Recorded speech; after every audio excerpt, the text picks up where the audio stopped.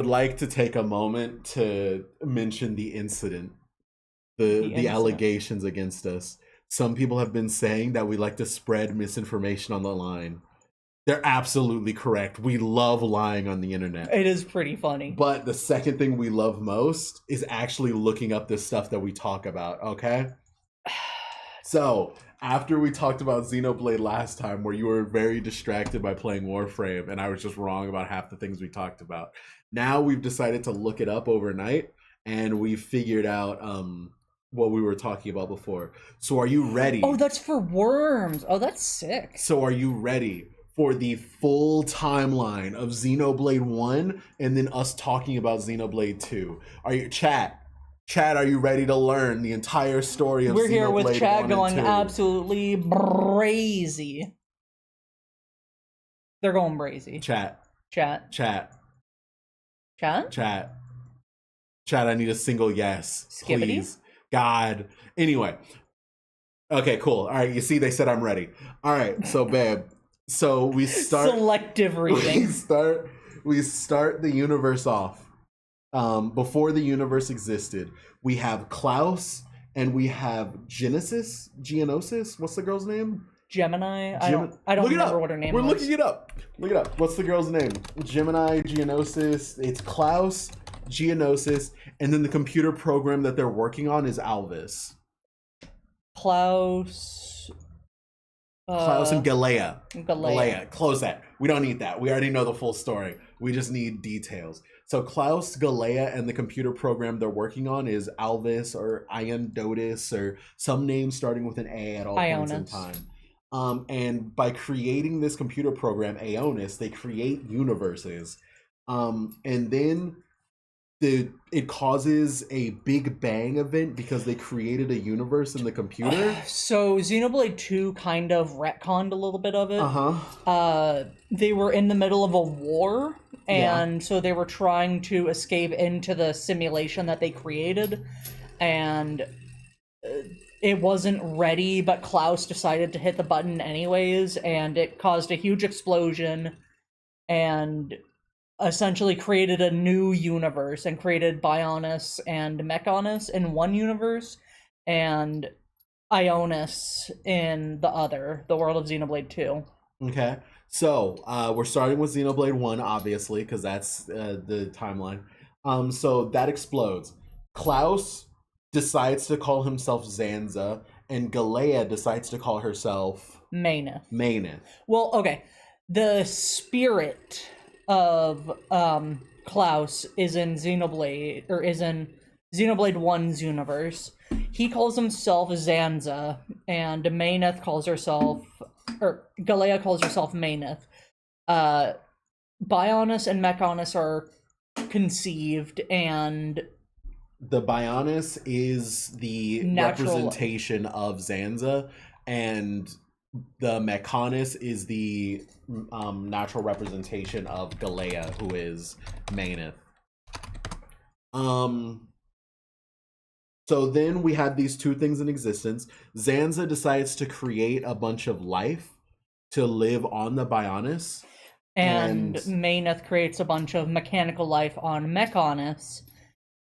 Zanza decides that his life is perfect and beautiful and wonderful, and Mayneth decides her creations are pretty neat, but we should work together to try to make a better unity between the two titans. Zanza then says, fuck these clankers, and tries to kill off Mechanis by creating the Monado. When he creates the Monado, he instills in it a command that it cannot hurt anyone with Zanza's blood, aka anyone living on the Bionis. What are you... Don't worry about it. What are you doing? Okay. So after he creates the Monado in order to kill off the Mechonis, and he starts using his Titan in order to fight the Mechonis, he realizes, man, using the Bionis to fight the Mechonis as our Titans takes up a lot of energy. It kills off a lot of our people that are on the robots, so we should just use our people to fight each other, which makes the Monado more important. And then Mayneth decides to make a counter Monado, which the Mechonis can use to kill the Bionis. which doesn't do anything except if it's used by Mayneth. Like it never matters at all until Fiora shows up again and just uses it because she has Mayneth's soul. Mayneth is the only one with her Monado. Zanza creates an actual Monado, which the giant Argus? Argolis? Argalas? But we're not there yet. We're not there yet. Okay. There's a physical Monado for Zanza. There is a, I guess, like, spiritual one that only Mayneth has, but she doesn't use it. Mm-hmm. Alright, so they get in a war, they stab each other, and then they just kind of pass out because of the amount of energy. Because the Titans are physical manifestations of the spirits of the gods, when the Titans run out of energy, they run out of energy, so they're both in kind of a hibernal state. The spirit of Zanza is still fucking around inside the bodies of humans in the Monado, and the spirit of Mayneth has just fallen asleep inside of Code on the Mechonis. And so we time skip forward to the point where there's an expedition going on. Zanza's soul has received enough energy that he's able to put the Monado where he wants it to be. So he uses the Monado to take over the brain of a giant named Argalis. Why? Whatever, I don't care. And so then Argalis starts trying to kill the Mechonis and like start a war. And the High Intia, the people with bird wings on their head, then decide that they want to not be used by Zanza as a weapon of mass destruction by turning into Intia by using the energy of the Titans. They start breeding with the lower races, aka the Homs, in order to breed out the genes that turn them into flying monsters that want to kill all life. And so after that happens, then the Hyentia see that Argalis has been taken over by the Monado. So they lock him up in a prison, and then years later, the Monado ends up with Shulk's baby body that is found by...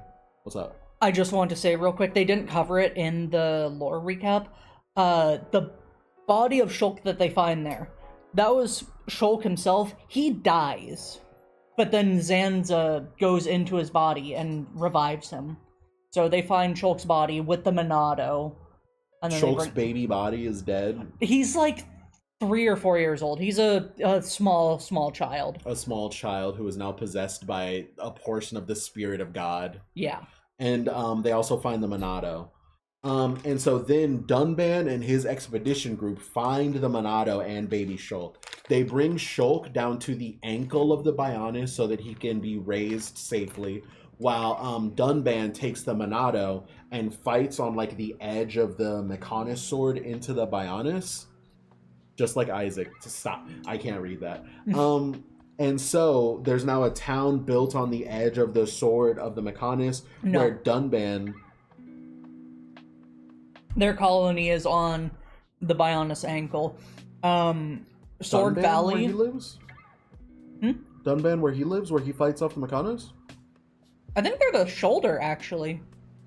It's somewhere where the sword is stabbed into it, isn't it? No. Why does he fight so many Mechonis? Sword Valley is where the Mechonis meets Bionis.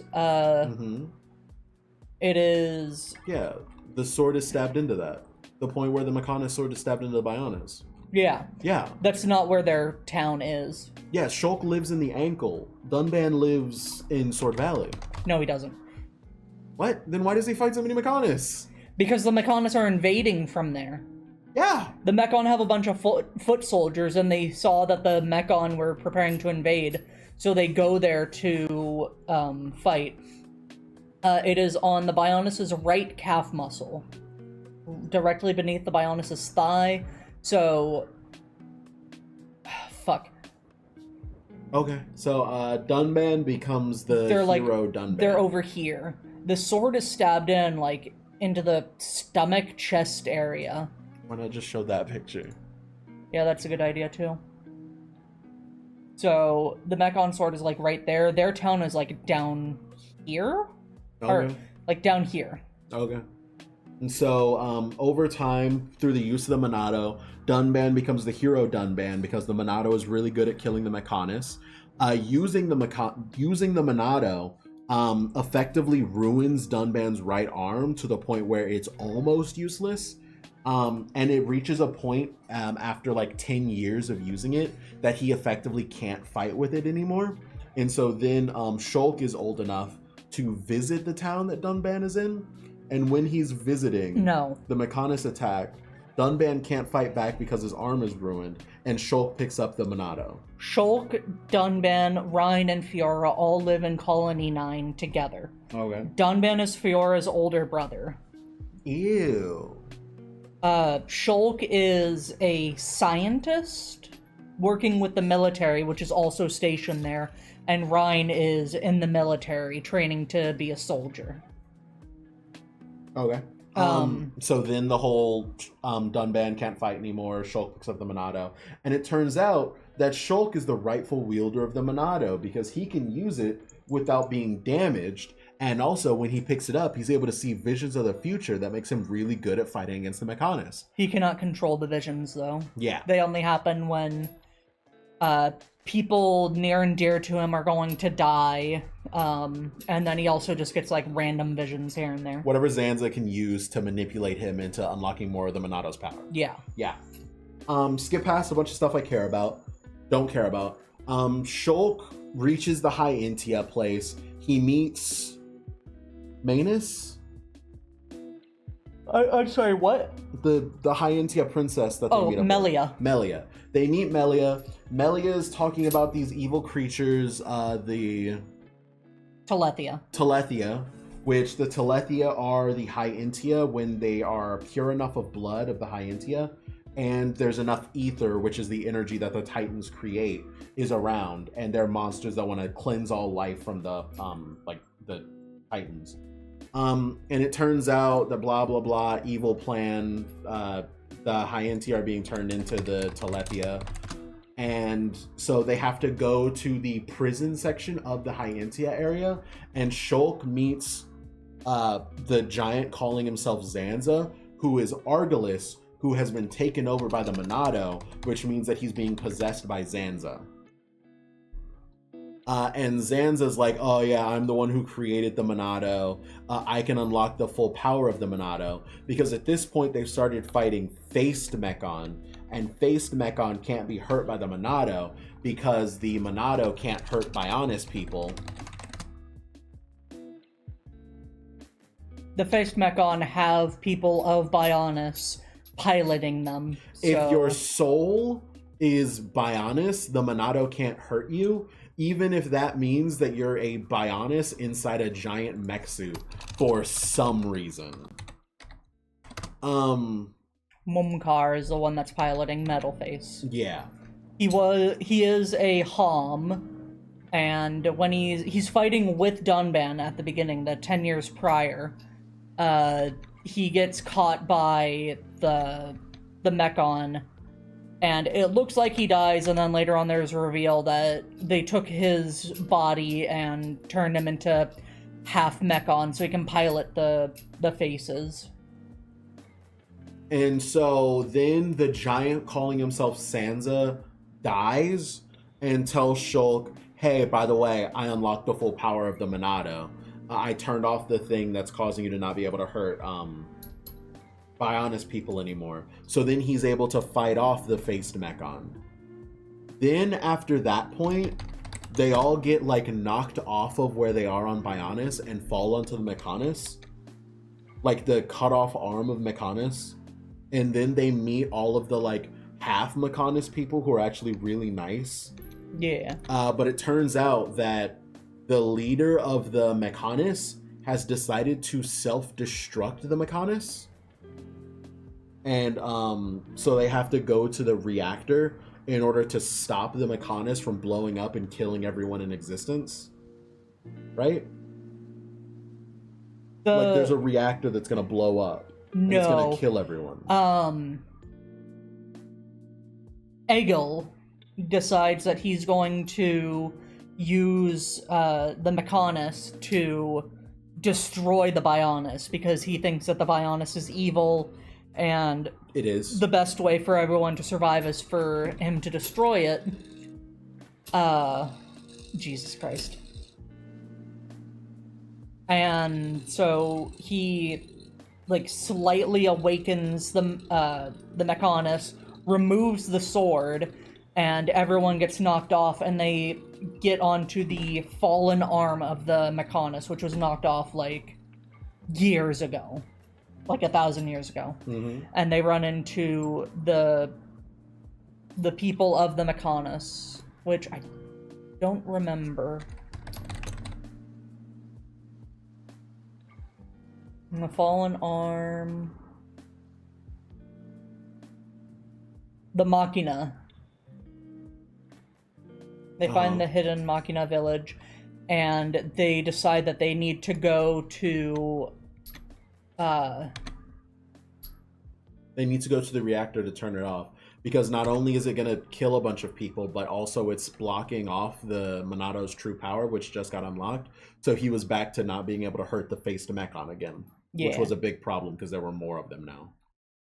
So then they go to the reactor, they turn off the reactor, and it turns out, oh my god, one of the faced Mechon was actually Fiora, Dunban's little sister, and they had already Shulk's found love out that it interest. was blah blah blah blah blah. They free her. She was from already the freed control. by that point. Blah blah blah blah blah. They free her from the control, and then it turns out, oh my god, she actually has two souls inside of her.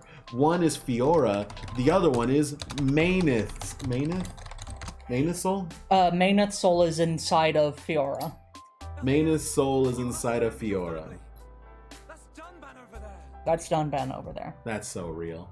And so they figure that out, and then Shulk gets knocked out.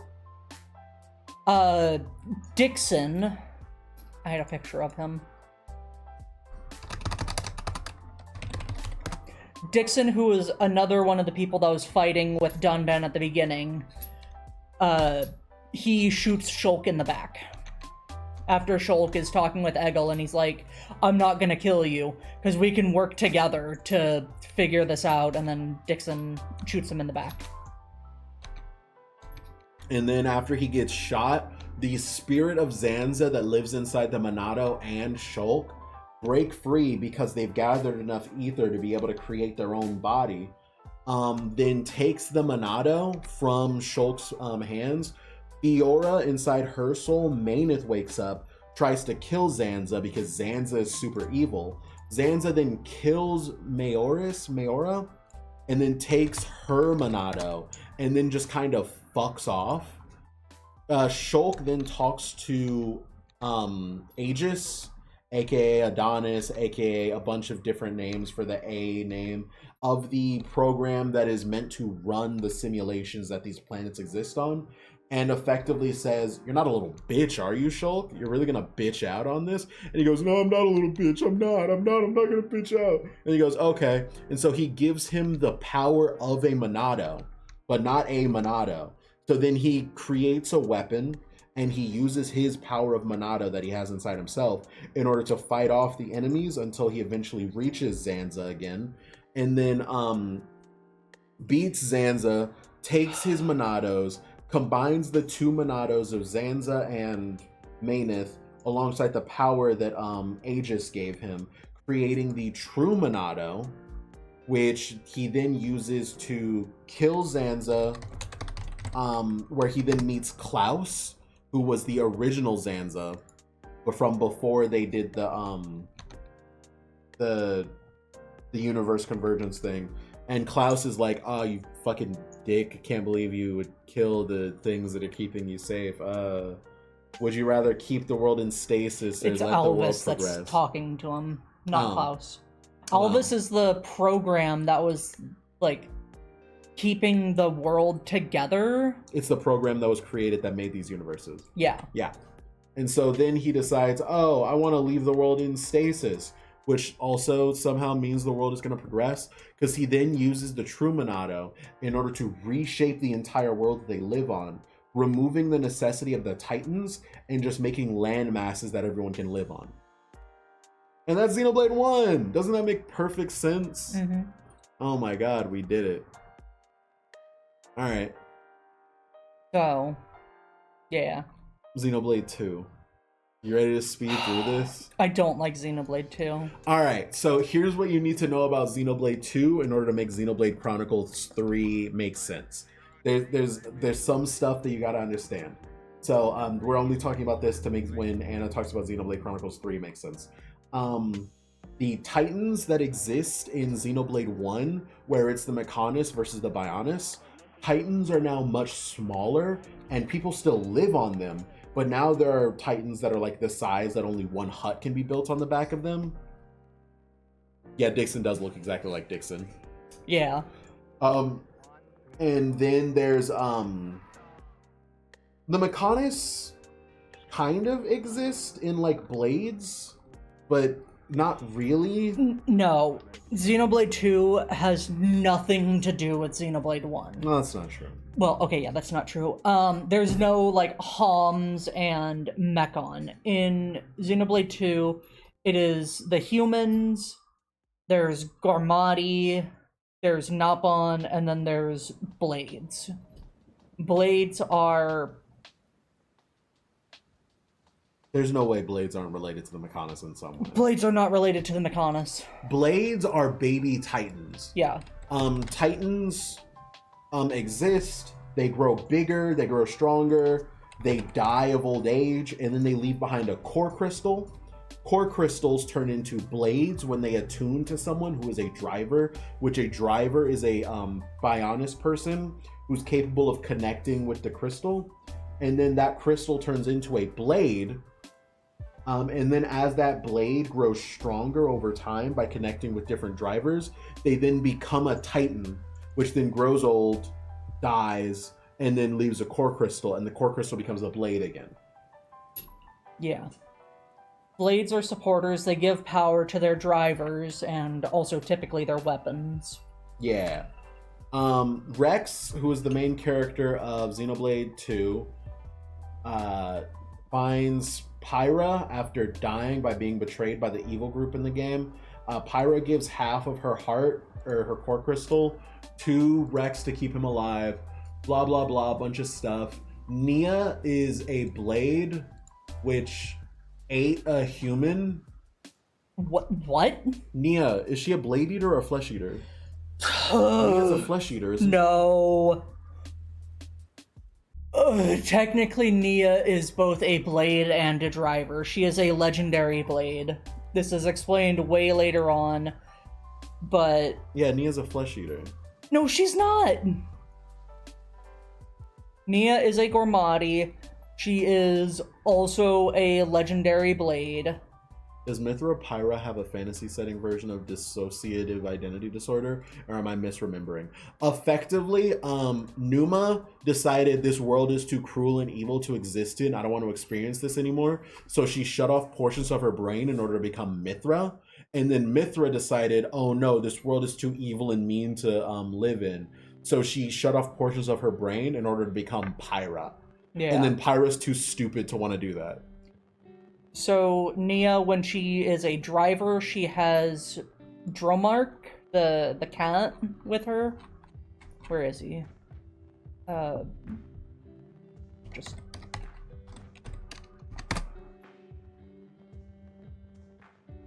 She has Dromark. But she can turn into a quote-unquote legendary blade. And she connects with Rex. Can you play the I love you, I love all of you clip so that people can understand what goes on in Xenoblade 2?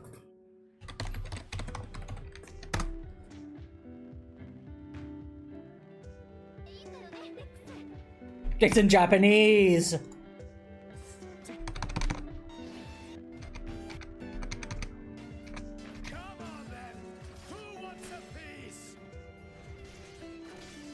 I think out of all the characters, I like Zeke the most. Although after the time skip, Rex fucks.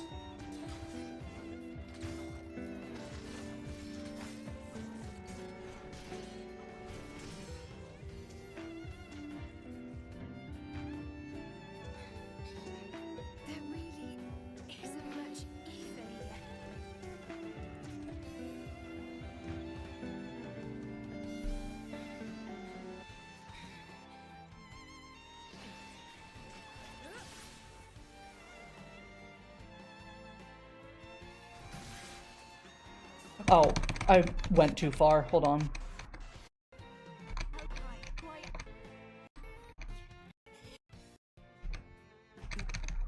I'll just play the whole thing. Fuck it. Nia!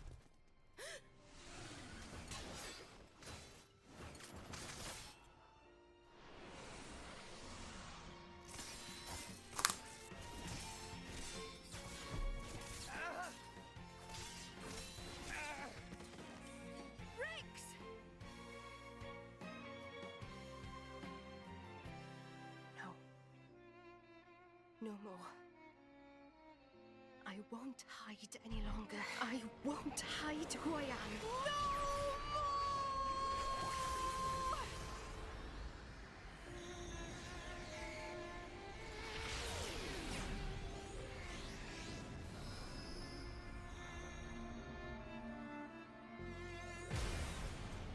I don't know why her ears get bigger. Because she's a kitsune instead of a cat girl now.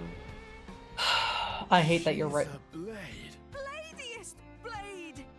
Not merely a blade. She's a... Nia. I am burdened no longer. Not by my past, not by Jin. I am finally free. A blade? What the? I'm no longer afraid. This is who I am, Rex. What's the point in living if I have to hide? Thank you for helping me see. I love you, Rex. What?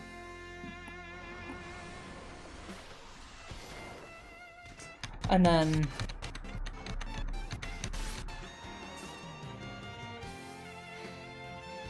Rex! Nia, I love you too. Huh? I love you and all you guys. So, let's do this together.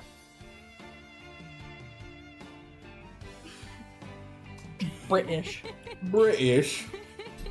That's just like you. It's all I could. So yeah. Blades, drivers, legendary blades. And then in this world, the main powers that exist are Aegis and Zanza. What? The whole point of the game is reaching the top of the world tree to meet the creator, the curator, the instigator, whatever they call him. Something. Who is Klaus.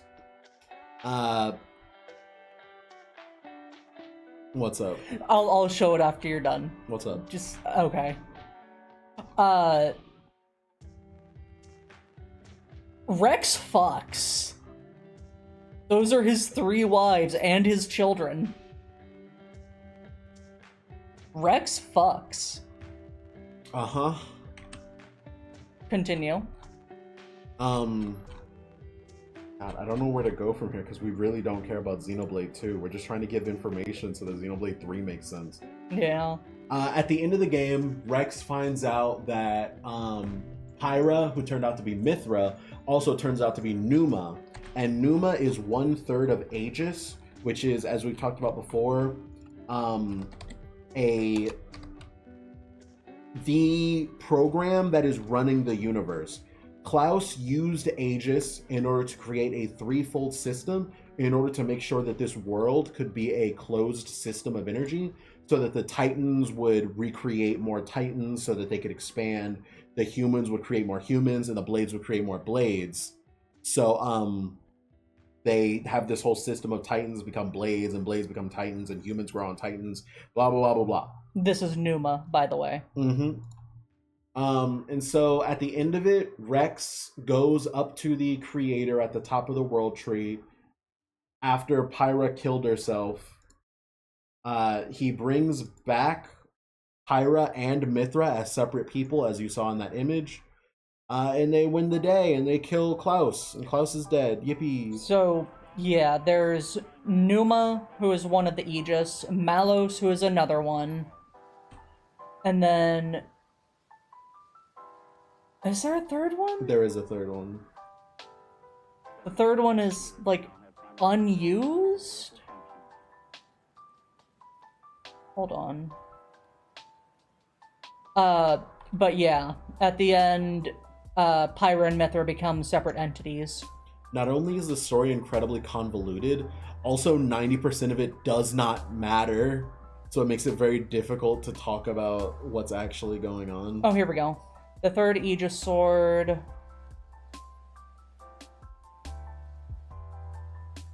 Yeah, that's talking about Numa. They didn't know that Numa was the third Aegis sword.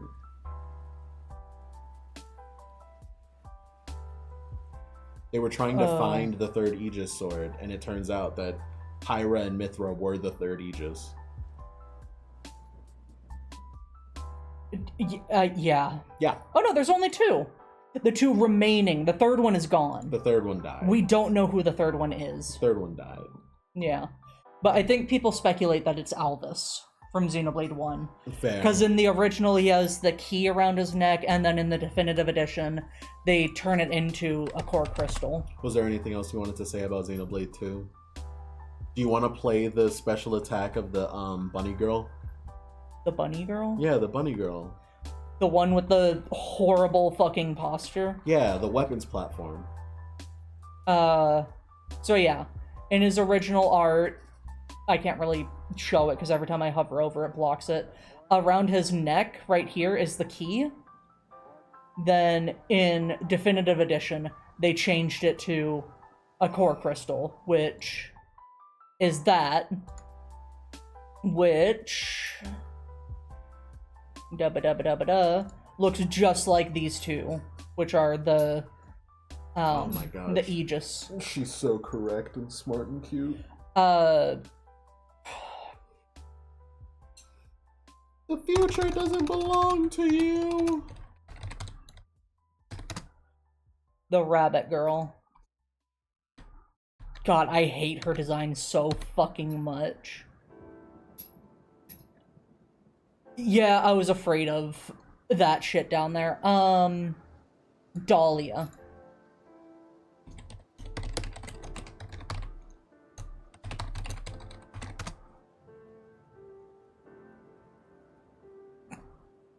Time for a chain attack. This is Xenoblade 1. I know. It's funny though. Oh. A funny video from the YouTuber Omengta? Omengta? Oh, they fought the ancient Daedala at level 40.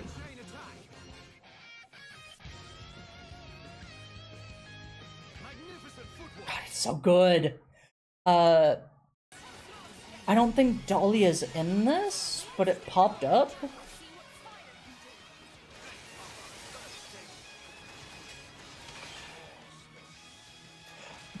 The sound effects for Xenoblade 2, especially during the burst attacks, just feels so underwhelming.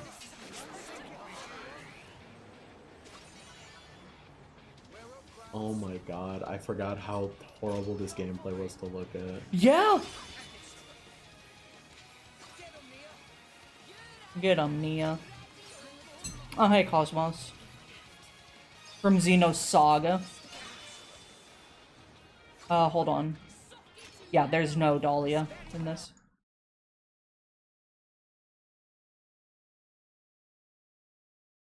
We can just get rid of... Yeah.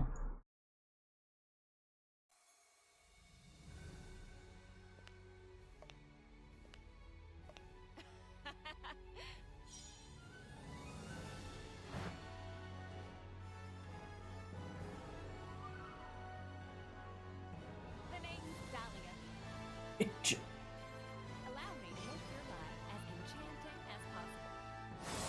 I forgot her voice sounds like that. Allow me to make your life as enchanting as possible. We'll be great together. I do declare. We'll be great together, I do declare. Alright. But yeah, I don't like Xenoblade 2, mainly because of just all the horny bait. it would be fine if all the women didn't have gigantic tits that are barely covered. It's very frustrating to see that. I think Xenoblade 2 has a great story. I disagree. I'm not a big fan of the character designs. I'm not a big fan of the characters themselves. That's Rex in Xenoblade 3. He has both swords. He fucks. Where's Nia's sword? He doesn't use Nia's sword because Nia is still alive. Well, okay. No, I plan on playing Xenoblade 3 on stream, and I don't know if I want to spoil it. Okay, you're gonna replay 3? Yeah, why not? Sure. Yeah, I won't spoil it. We'll play Xenoblade 3 eventually. People want to see me play the BioShock trilogy because I've never played them. They voted for it. They voted for it. And I need to finish playing, what's it called? Tales of Grace's F. So we'll find time for it eventually. Oh, Wad, you caught us right at the end of the stream, I'm sorry to say. Alright, but yeah, this is the end of the Xenoblade 1 and 2. Oh, yeah, that too. We hope that you now understand how we got a few things wrong. We hope you enjoyed the content. Yippee. Bye-bye. Bye-bye. Bye-bye.